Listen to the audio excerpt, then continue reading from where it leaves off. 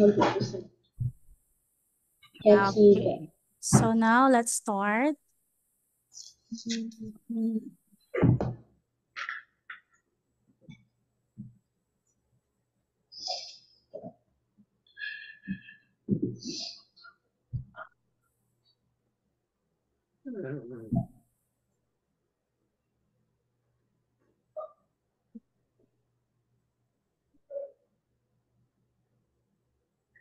You can see the screen?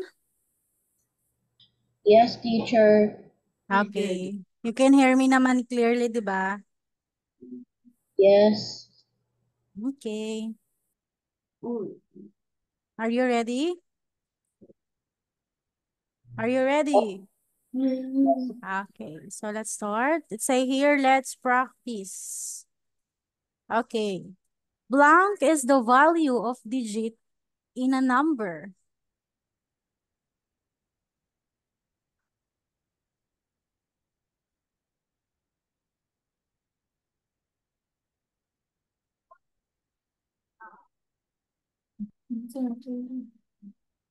Place value?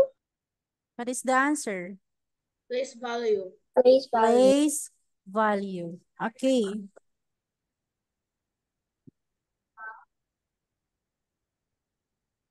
You can type your answer ha, sa ano. Pwede pa i-type sa chat box. Pwede nyo siyang i-type sa chat box. Marunong naman lahat, di ba? Opo. Nandiyan na si Gayen, wala pa.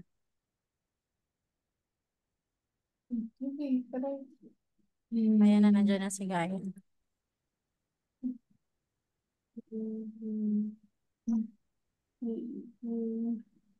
Place value. Next. Don't open your notes ha. Let's practice. Okay, a way of breaking down numbers to see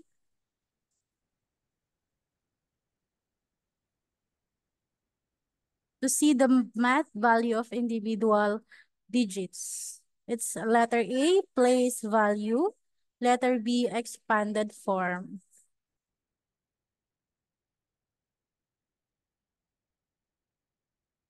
This is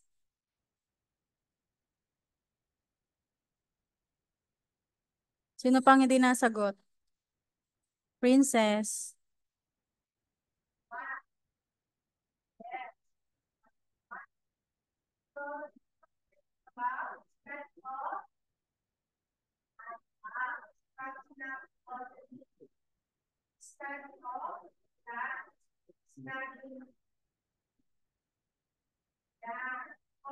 Okay, it is expanded form.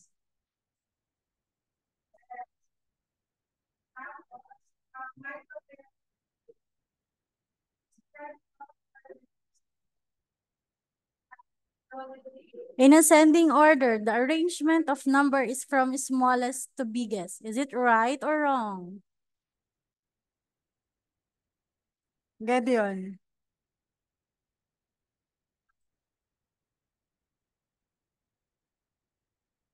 Gedeon, what is the answer? Right. Right. Next. In descending order, the arrangement of number is from biggest to smallest.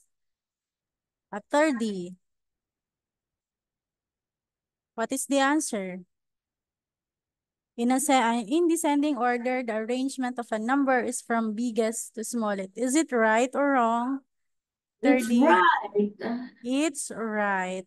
Correct.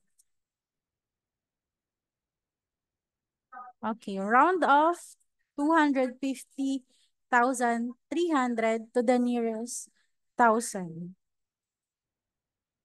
What is the answer? You can use your notebook to solve, okay?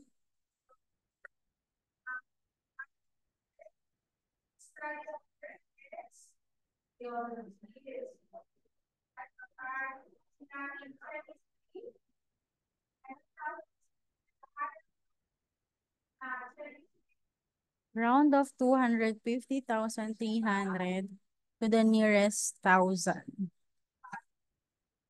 What is the answer?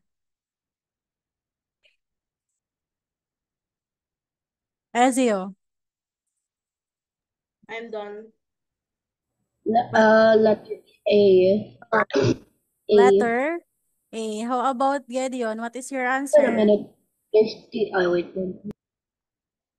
Why? There's two letter A's. Ah, it's letter B. Bian. I'm so sorry. Gideon, what is your answer? 250,000. How about you, Princess? Letter A po. Zaira? Letter A po. Gayen? Letter A po. 30. What is your answer, 30? That's 50,000. 250,000.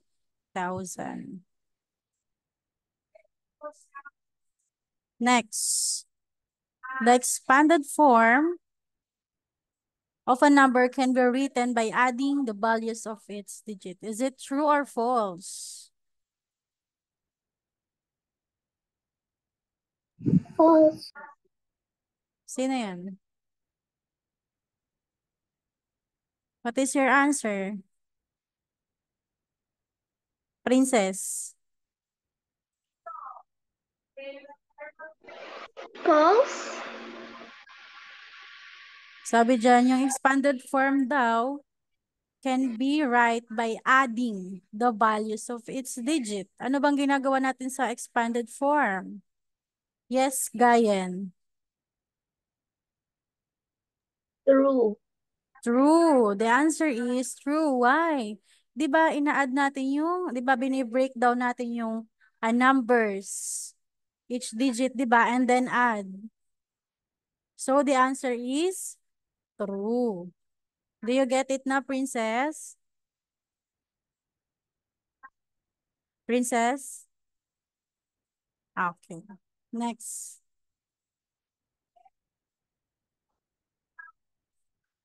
How about this? Can you read this, Syra? To round up a number to a particular place value, look at the digit to the right of the place value to be rounded up. What is the answer? True. Oh, hindi sigurado. What is the answer? False. Binago ko lang eh. The answer is, what is the answer, Gideon? True. True. 'Di ba? Tinitingnan natin yung nasa right side nung number na ating i-round up. And then kapag siya is greater than 5 or equal to 5, is it going up or going down? 30. 30. If the number is less than or if the number is greater than 5 or equal to 5, are we going to round up the number or going or round down? Round down. Greater than 5 or equal to Round up. 5? Round up. You are going to round up. Correct. How about if it is less than 5? Less than 5, Princess, what are we going to do?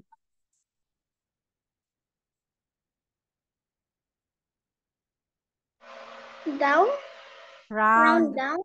down. Okay, correct. Next.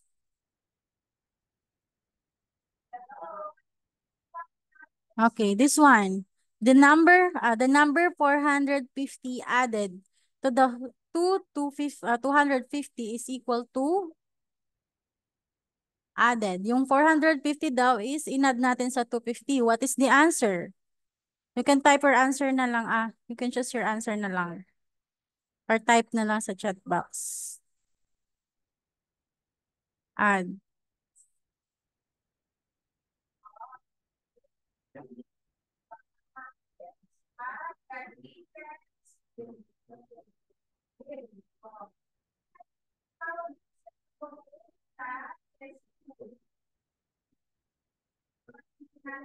What is the answer, Gideon?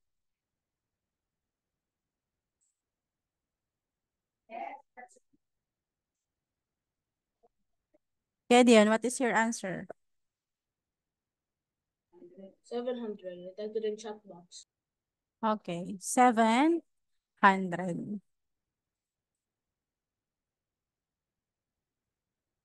Next. Can you please read this SEO? 25,707 can be written as 25,707. Is it No, right or wrong? that's wrong. That's 25,000, not million. Okay, the answer is wrong. Mahirap yung exam or madali? Ganito yung nasa exam nyo. Madali. Madali. Next. Gayen. Gayen. The round of number of 3,750,000 Hmm? 700,000 for for 450 to the nearest 100,000 is 3,800,000. Is it true or false? True. True. Okay. How about everyone? Is it true?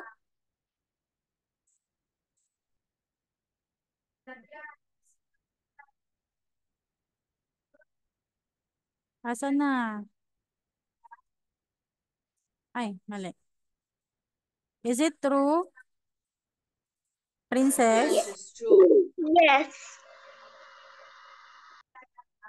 Okay. Next.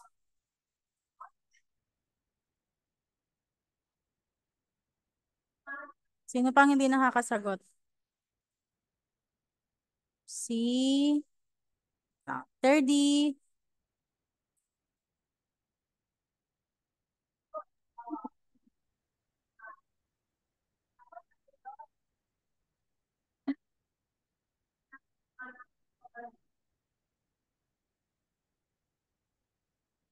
Can you please read what is written on the presentation? 700, 2,505 with figure. What is the answer? A. How about everyone? What is your answer? Sulat niyo sa chat box. What is your answer? How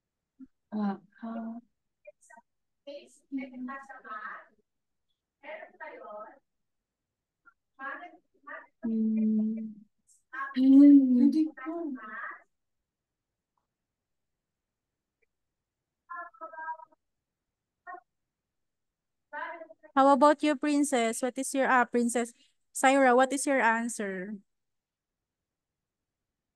A. It's letter A. Let's see. Ano yung nasa letter A? We have 3,702,000 yesterday.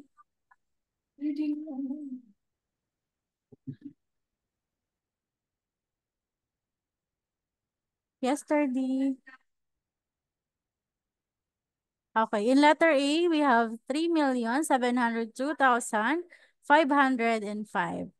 Pag sinabing in figure, you're going to find the numeral form of a number. Next. Si Princess.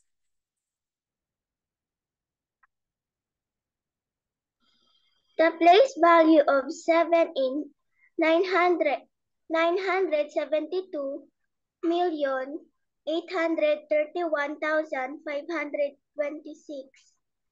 What is your answer?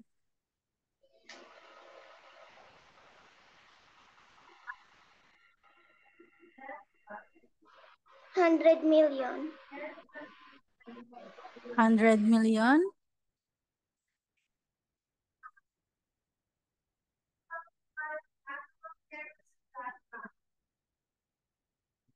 How about the others? According to Gayen, it's 10 million.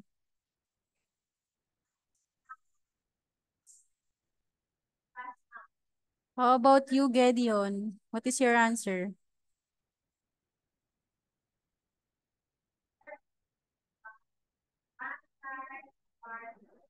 $10 million.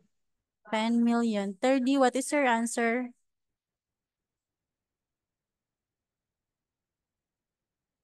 Yan. What is your answer? The 10 place million. 10 million. How about you, Azaira? Million? Oh, Million? wait. 10 million. Let's count. Let's count. So start with 6. We have ones. Everyone, we have ones. Open nyo yung ano nyo, yung mic nyo. Ones, tens, hundreds, thousands, 10,000s, Tons, 100,000s, 100,000s, millions, 10 millions, million. 10 millions. Okay, the place value of 7,972,831,526 is 10 million. Okay? Bago kayo mag-click sa ano nyo, sa exam nyo, is make sure nyo muna yung sagot nyo ha. Okay? Baka kasi mamali lang kayo ng click. Tapos tingnan nyo kung tama yung na-click nyo and magbasa ng mabuti. Okay? Get it?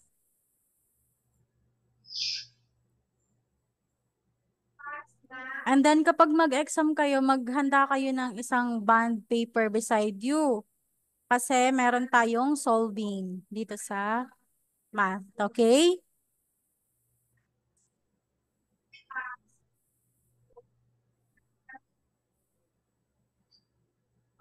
Next.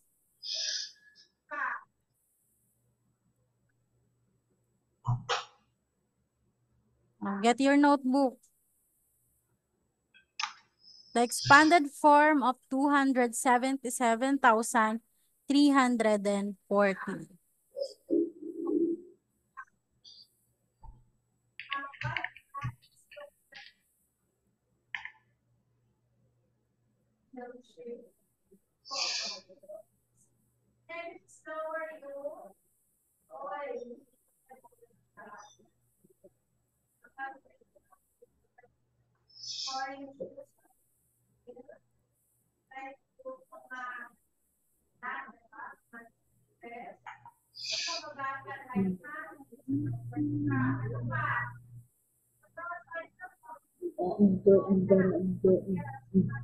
What is the answer? It's Letter A. letter A. In letter A, we have 200,000 plus 70,000 plus 7,000 plus 300 plus 40. We're going to break down each digit, okay? Sa letter B dito, oh, as you can see, hindi niya pinaghiwala yung 77. Itong dalawang 7. Ayan na. 7,700. Hindi niya pinaghiwalay. So, each digit ang i-breakdown nyo sa, sa expanded form.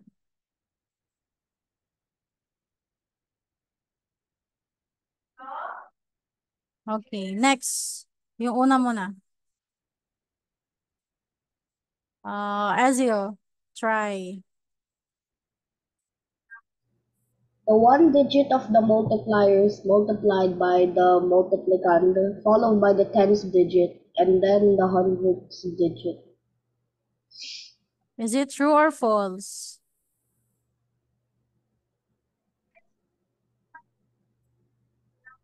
True. This is true. When we say, di ba, for example, nakikita nyo? Nakikita nyo yung sinusulat ko dito sa everyone? Opo, we can see it. For example, we have 234 times 23. Alin dyan ang multiplier natin?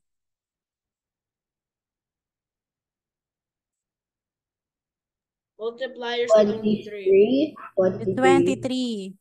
And then ang ating multiplicand is 234. 234. 234. Di ba pag multiply natin, we start sa ones. Di ba yun sa 234, ang ones natin dyan is 4. And then, up to tens and then hundreds. Okay? Itong sinasabi dito is yung step lang kung paano mag-multiply ng numbers. Wait lang.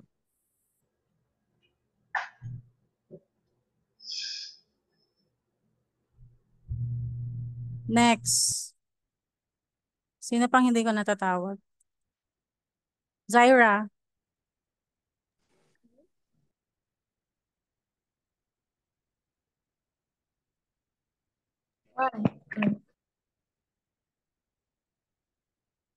Ay.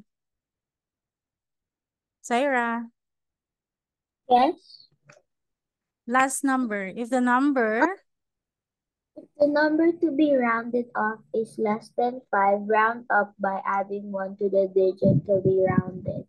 what is the answer? False? The answer is false. Bakit?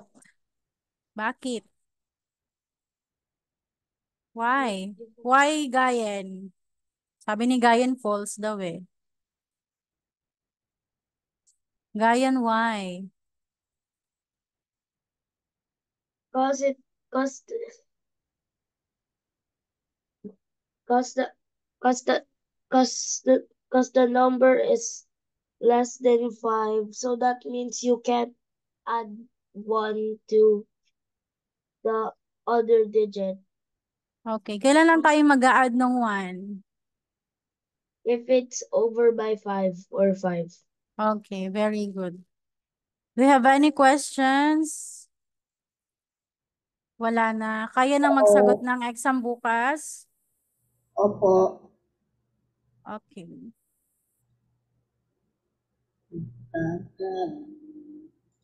Ito pa pala. Wait lang.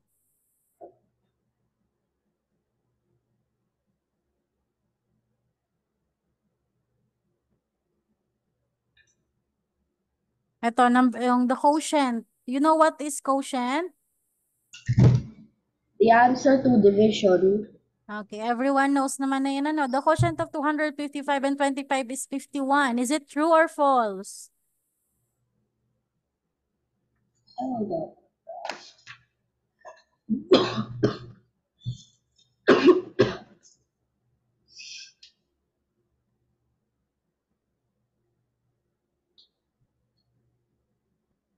64, yes. 32. 60.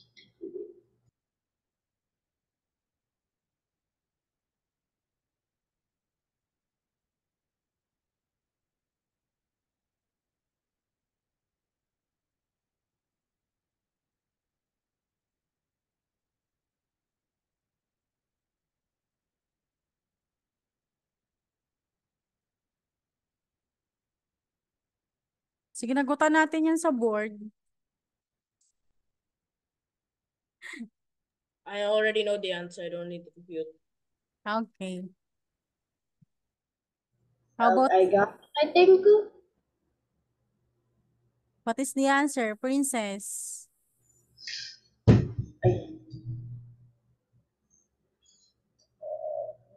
Is it true or false? True? The answer is, ha? False? False ba? You looked at my chat. No, I didn't.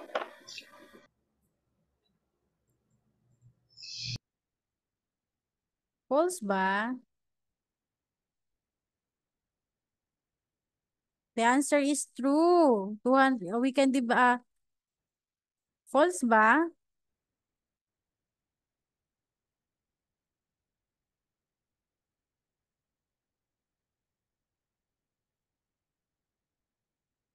The answer is, what is your answer, Gedeon? Sabi mo, you know the answer. It's 15.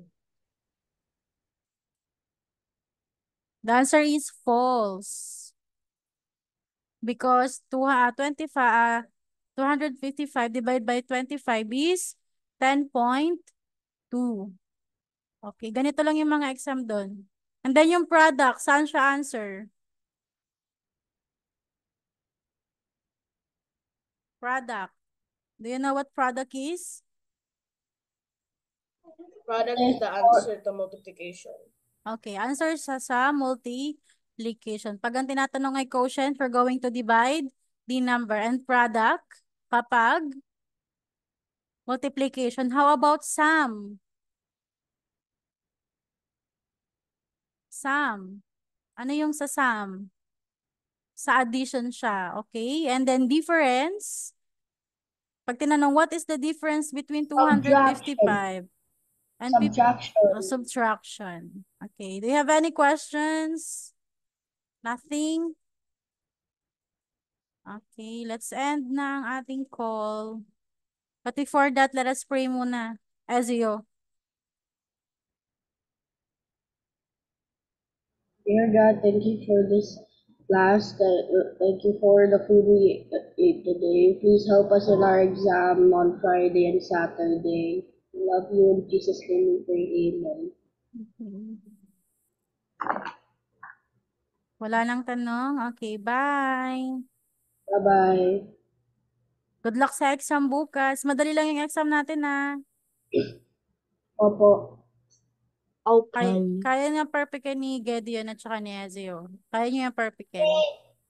30, bye-bye.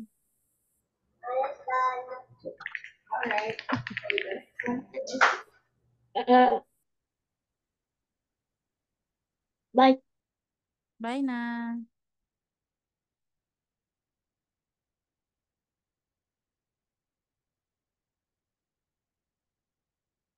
Hi, 30, bye.